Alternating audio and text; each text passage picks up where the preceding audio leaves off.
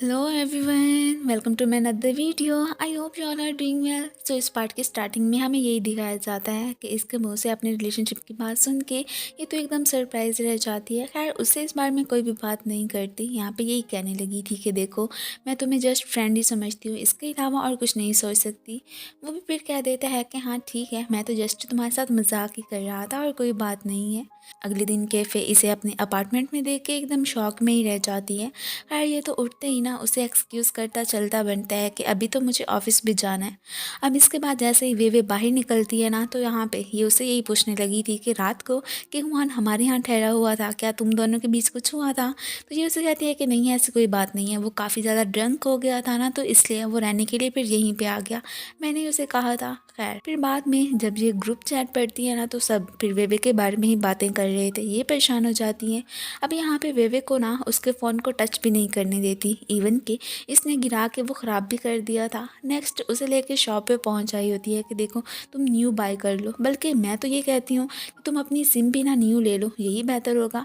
अब यहाँ पे वेवे तो सारी बात समझ जाती है। इसे कहती है कि देखो, ग्रुप चैट में जो भी बातें हुई थी वो सारी की सारी मैंने पढ़ ली हुई हैं, लेकिन मुझे उन सब से ना कोई भी फ़र्क नहीं पड़ता। अब मैं काफ़ी बदल चुकी हूँ और इसने आज के दिन ऑफिस जाने का भी डिसाइड कर ही लिया था कि आखिर उनसे क्या छुप के बैठना, काम पे जाना तो पड़ना ही है ना।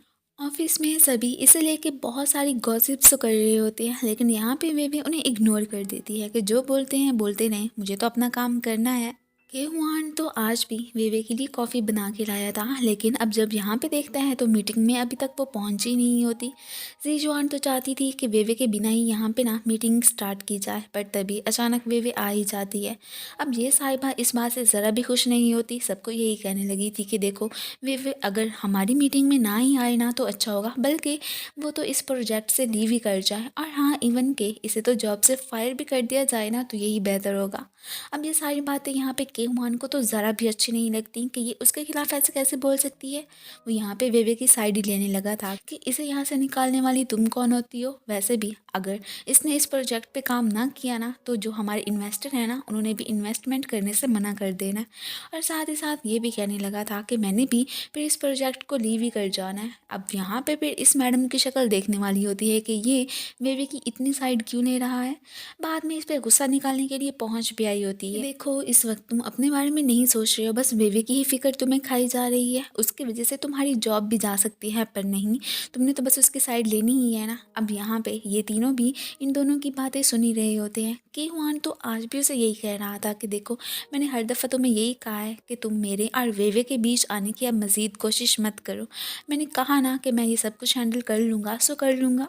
अब ये सुन के ना अब इस मैडम को तो और ही ज़्यादा गुस्सा आ जाता है। खैर इतना तो पता चल ही चुका था कि हुआन को अब अपने से भी ज़्यादा वेवे की ही फिक्र है। आज इसने जो कुछ भी बोला था ना यहाँ पे, अब फिर कैफ़े और डेविड इसकी काफ़ी तारीफ़ करते हैं। खैर ये इन लोगों को खाने पे ले जाना चाहता था, बट ये फिर मना कर देती है। वेवे को यहाँ पे केहुआन की बहुत टेंशन तो हो रही होती है कि अगर फ़र्ज़ करो मेरी वजह से इसे फायर कर दिया गया तो फिर क्या बनेगा।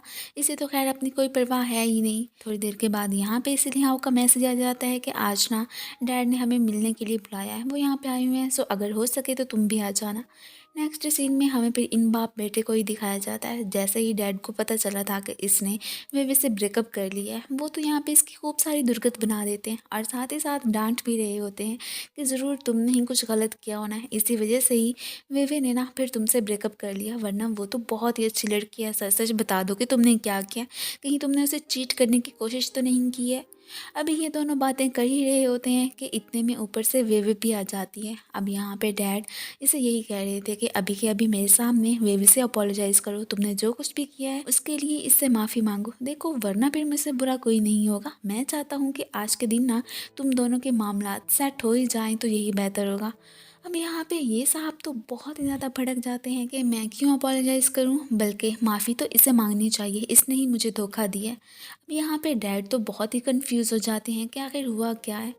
अब ये भी फिर डैड को बता देती है कि हाँ, मेरा किसी और के साथ अफेयर चल रहा था, तो इसी वजह से ही लिहाओ ने मेरे से ब्रेकअप कर लिया और कोई बात नहीं है। वैसे भी अब आपको ना मेरे बारे में चिंता करने की कोई ज़रूरत नहीं है, मैंने इससे कोई रिश्ता रखना ही नहीं है। ये कहती हुई हर्ट होती हुई वहाँ से चली जाती है कि ये साहब तो यही मेरे मुँह से सुनना चाहते थे ना।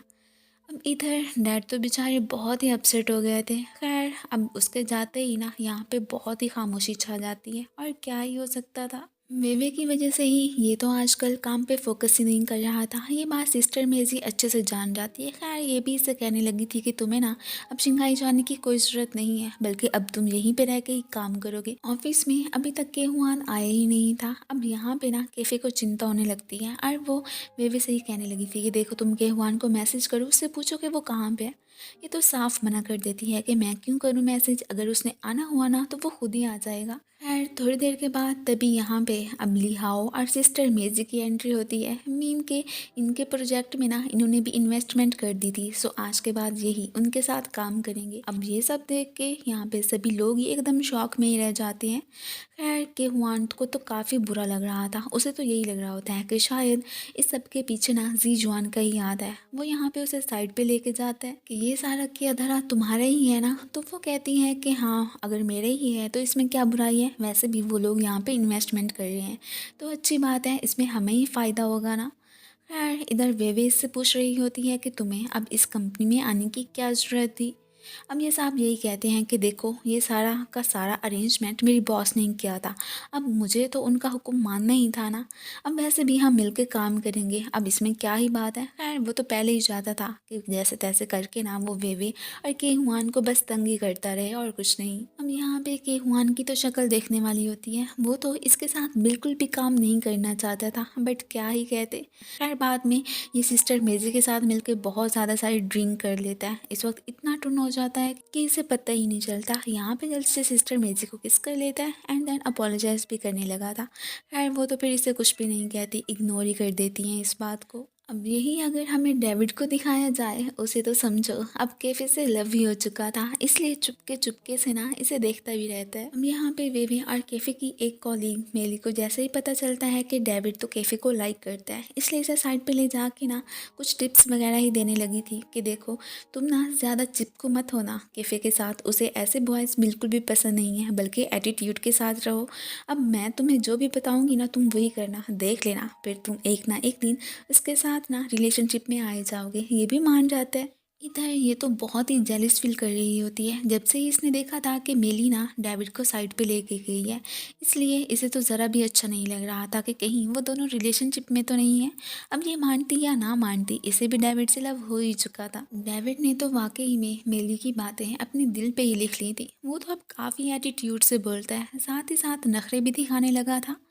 ये सब कुछ अब जो कि यहाँ पे कैफ़े देख लेती है ना, वो तो एकदम सरप्राइज रह जाती है कि इसे अचानक क्या हो गया। बाद में हमें फिर वेवे और कैफ़े को एक रेस्टोरेंट में ही बैठे दिखाया जाता है। ये तो चाहती थी कि वेवे अपना रिलेशनशिप ना के हुआन से स्टार्ट कर ही दे, देखे वो इससे कितना लव करता है।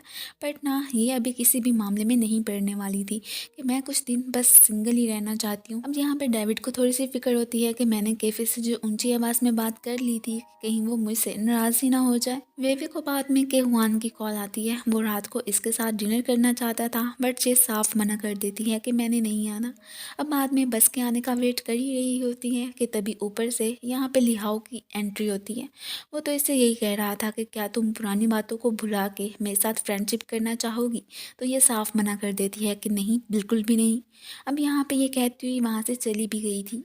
रात के वक्त जैसे ही ये देखता है ना कि वेवे के साथ साथ के हुआन भी एक रेस्टोरेंट में जा रहा है, तो इस वक्त अब यहाँ पे लियाओ तो बहुत ही ज़्यादा जेलस फील करने लगा था। एक्चुअली में इन दोनों को ही यहाँ बुलाने के पीछे ना कैफ़े का ही हाथ था। वो इन दोनों के बीच सेटिंग करवाना चाहती थी, इसलिए फिर एक बहाने से इन्हें यहाँ पे ही बुला लिया। अब यहाँ पे हमें पता चलता है कि एक्चुअली में ना ये के हुआन से इसलिए दूर रहती है क्योंकि इसे उसकी फ़िक्र है कि कहीं मेरी वजह से इसकी जॉब ही ना चली जाए। अब वो उसे कहता है कि देखो तुम्हें मेरी इतनी ज़्यादा चिंता करने की कोई भी ज़रूरत नहीं है, वैसे भी अगर मेरी जॉब चली भी गई ना तो मुझे इस बात से कोई भी फ़र्क नहीं पड़ता। दोनों यहाँ पे बातें कर ही रहे होते हैं कि तभी कबाब में हड्डी बनने के लिए ऊपर से लिहाओ साहब की एंट्री हो जाती है। उसे देखते ही ना इनका मूड इतना ख़राब हो गया था कि ये तो वहाँ से उठ के चलते बनते हैं। फाइनली अब डेविड और कैफ़े भी रिलेशनशिप में आ ही चुके थे, इसलिए नेक्स्ट डे ये मैडम तो बहुत ही ज़्यादा खुश होती है। अब जैसे ही लिहाओ ने अपनी रिपोर्ट इसे जाके सबमिट करवाई थी ना, ये देख के अब यहाँ पे केहुआन को गुस्सा आ जाता है कि ये तो ओरिजिनल है ही नहीं। इसे यही कहने लगा था कि देखो तुम ना काम पे सही से फोकस करो, और ये सुन के अभी साहब को गुस्सा आ जाता है कि ये क्या बात हुई, मैंने इतनी मेहनत लगा के ये रिपोर्ट तैयार की थी और तुम्हें पसंद ही नहीं आई। अब यहाँ पे केहुआन को छोड़ के ना ली हाओ ही अपने पर्सनल मैटर्स को बीच में ही ला रहा था। अब ये सब देख के ना यहाँ पे सारे बहुत ही ज़्यादा परेशान हो जाते हैं कि इन सबको क्या हो गया है। अब ये सारी बातें मेजी ने भी सुन ली थी। वो बाद में इसे समझाने की कोशिश करती हैं कि देखो तुम ना अपने पर्सनल मैटर्स को ना बीच में ना ही लाओ ना, तो यही बेहतर होगा। मैं जानती हूँ कि केहुआन ऐसा बिल्कुल भी नहीं है, काम के हवाले से तो वो बिल्कुल ही फोकस करता है, इसलिए खुद को उससे कंपेयर करने की ना कोशिश बिल्कुल भी मत करना। दूसरी तरफ केहुआन भी ना सबके लटके हुए फेस को देख के ना उन्हें ट्रीट देने की बात कर रहा था। साथ में ये भी कहता है कि मैंने कभी भी अपनी प्रोफेशनल लाइफ में अपने पर्सनल मैटर्स को डिस्कस नहीं किया और ना ही बीच में लाया हूँ। मैं हमेशा काम पे ना अपना बेस्ट देने का ही सोचता हूँ। इसमें भी मैं बिल्कुल यही करने की कोशिश कर रहा था, बट नहीं, लिहाओ तो मेरी सुनता ही नहीं है। खैर अब इसकी ये वाली स्पीच सुन के ना अब सबका मूड काफ़ी अच्छा हो जाता है। वो तो यही समझने लगती है ना कि ये हमारा भला ही चाहता है। अब यहाँ पे तो वेवे भी इससे काफ़ी ज़्यादा इम्प्रेस लग रही थी। वो जाके जब इसकी तारीफ़ करती है ना, तो ये सुन के यहाँ पे केहुआन तो स्माइल करके उसे थैंक्स कहने लगा था। एंड देन इसी के साथ ही ये पार्ट ख़त्म हो जाता है। Thank you for watching.